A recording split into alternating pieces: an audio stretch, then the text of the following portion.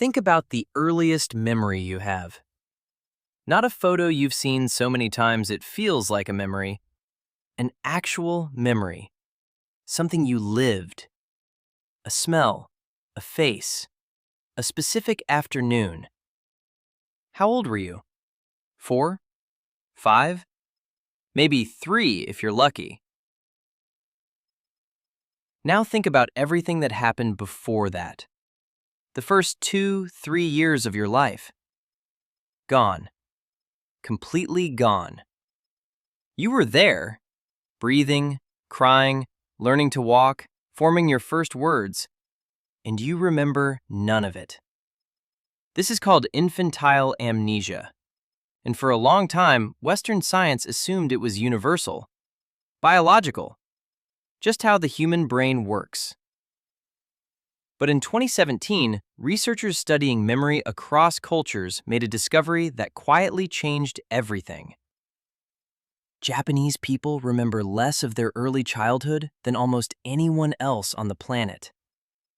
Not because of biology, not because of brain chemistry, because of something Japan has been doing, deliberately, systematically, for centuries, that shapes the way memory itself gets formed.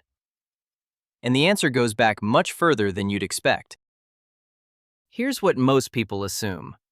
You can't remember being a baby because your brain wasn't developed enough to store memories. The hippocampus, the brain's memory center, isn't fully formed until around age 3 or 4. So everything before that just didn't get saved. Simple, clean, done. Except that's not what the research actually shows. In 2014, psychologist Chi Wang at Cornell University published a landmark cross-cultural study comparing the earliest childhood memories of American and Chinese participants. The American participants' earliest memories averaged around 3.5 years old. The Chinese participants? Around 4.1 years old, almost 8 months later. Same species, same biology, completely different memory boundary. She then ran similar comparisons across more cultures.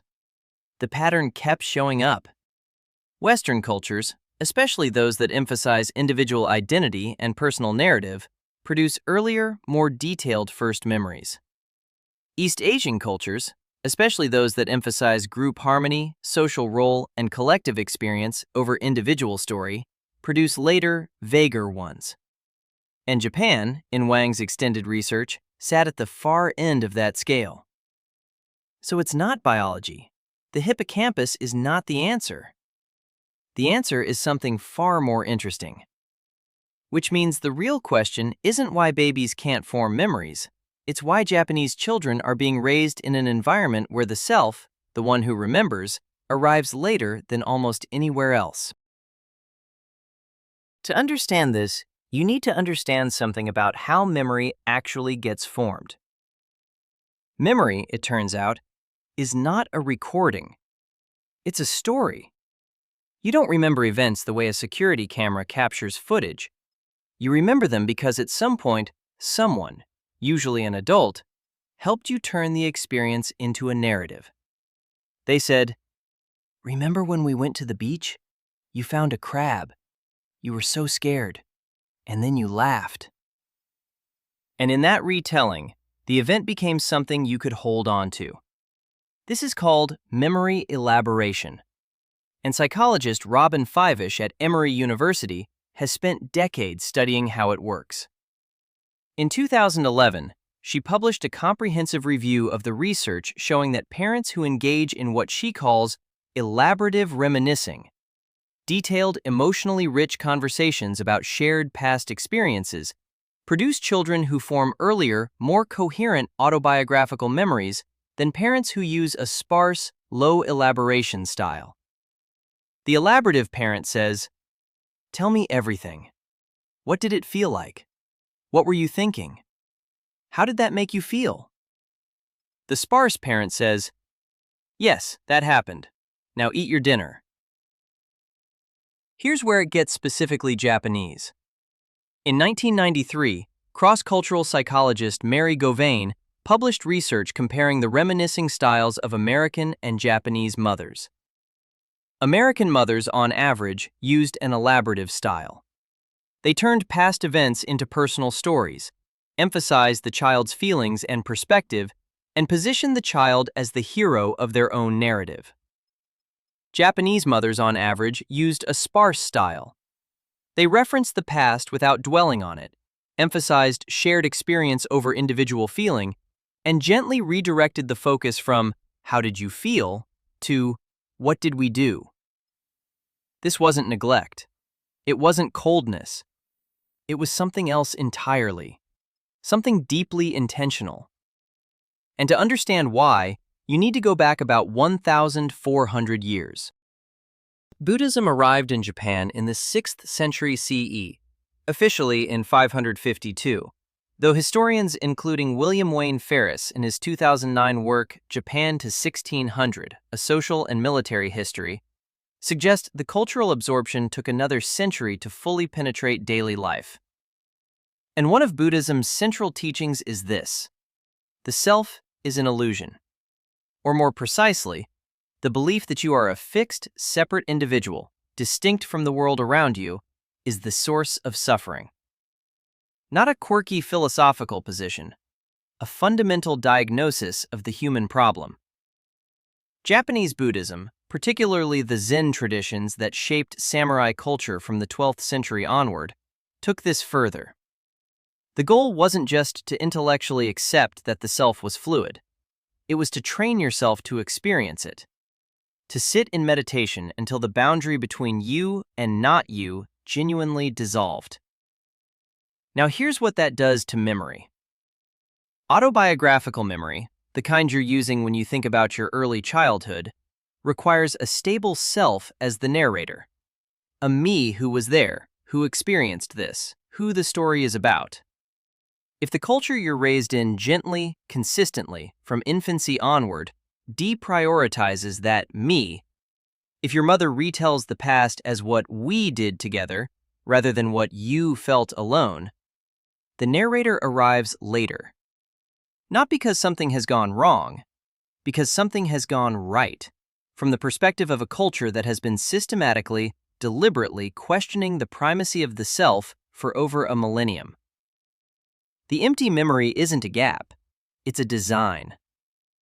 In 1971, Japanese psychiatrist Takeo Doi published a book that became one of the most discussed works in Japanese psychology, Amae no Kozo, translated into English as The Anatomy of Dependence. Doi's central concept was amae, a Japanese word with no direct English equivalent, describing a particular kind of emotional dependency. The feeling of being able to presume on another's benevolence, of being held, of not having to assert yourself because the relationship itself carries you. It is, Doi argued, the emotional foundation of Japanese social life, and it begins in infancy. Western child development, particularly in the American tradition, frames the goal of early childhood as the development of independence. The child who can play alone, who develops a strong sense of self, who can articulate their feelings and advocate for their needs. This is the developmental ideal. Separation from the mother is a milestone. It's supposed to happen. It's supposed to feel like progress.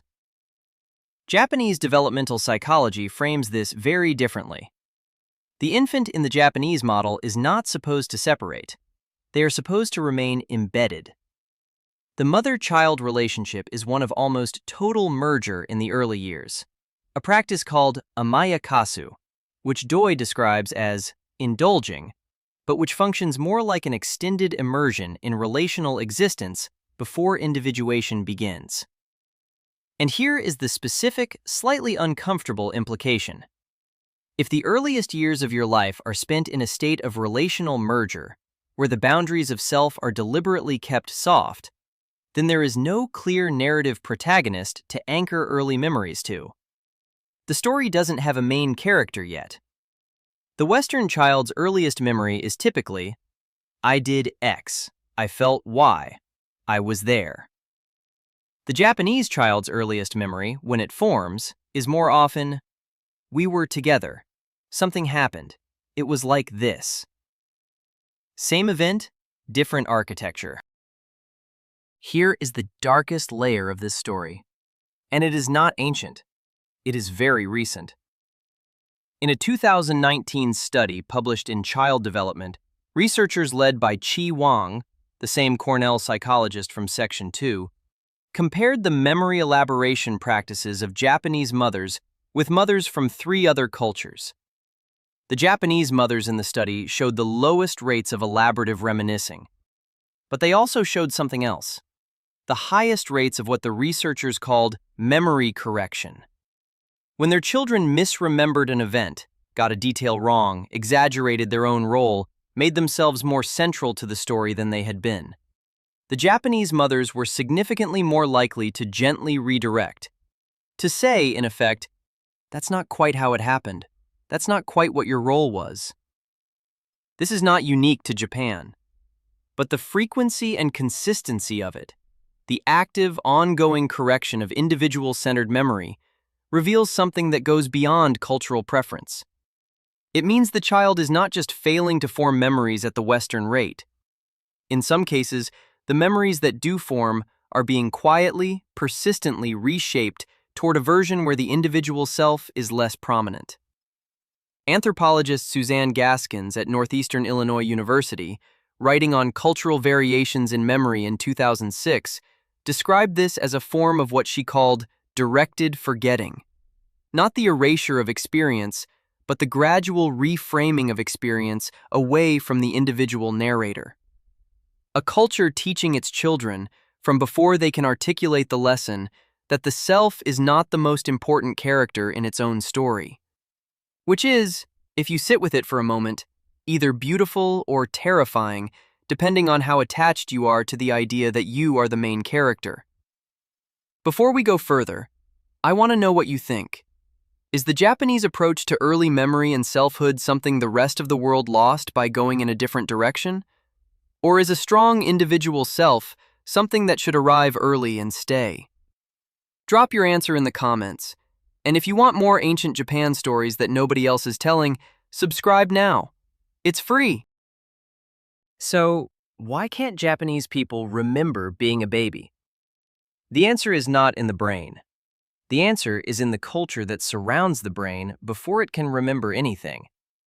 The Japanese developmental model, shaped over more than 1,000 years by Buddhist philosophy, by Confucian social structure, by the concept of ame, by the specific way Japanese mothers talk to their children about the past, produces a self that arrives later, arrives softer, and arrives more embedded in relationship than the Western equivalent. The Western child's autobiographical memory begins around 3.5 years old, because by then they have a stable, emphasized, elaboratively narrated I to attach the memories to. The Japanese child's memory begins later, because the I is being deliberately, compassionately held back, kept in relational context, kept from hardening into the kind of fixed, separate self that Japanese philosophy has been arguing against since the 6th century. This is not a disadvantage, it is a different design. Here's the etymology that lands this. The Japanese word for self in the philosophical sense is jibun, jibun. The kanji break down as ji, self, and bun, part, share, portion. Not self as whole, self as portion. The Japanese linguistic concept of selfhood is literally built on the idea that you are a part of something larger, not a standalone unit. The memory that doesn't form in those early years isn't lost. It was never supposed to be the kind of memory that gets narrated in first person. And now, the personal mirror. If you grew up in a culture that gave you a strong, early, elaborated self-narrative, if you have vivid early memories, a clear sense of your personal story beginning at age 3 or 4, that is not just biological luck. That is a cultural gift. A decision someone made about which part of you to develop first. And if you have ever sat in a meeting, or at a family dinner, or in a relationship, and felt the strange exhaustion of having to constantly narrate yourself, of always having to explain who you are, what you need, how you feel. Consider that somewhere in Japan, there are children being raised in a tradition that says, you don't have to be the main character yet. You can just be held for a while. That is not forgetting. That is a different kind of beginning. Japan didn't invent infantile amnesia. Every human culture has it. But Japan built an entire civilization around the philosophical idea that sits underneath it, that the self is not the starting point, that you arrive not as an individual, but as a relationship. The samurai who trained to dissolve the self in combat. The Zen monk who sat until the boundary disappeared. The mother who said, "We went to the park," instead of, "You loved the swings." They were all doing the same thing, teaching the same lesson, in different rooms, in different centuries, to different people. The memory doesn't form because the self isn't ready yet. And maybe, just maybe, that's not a flaw in the system. It's the system working exactly as intended. You don't remember the beginning, because in Japan, the beginning belongs to everyone.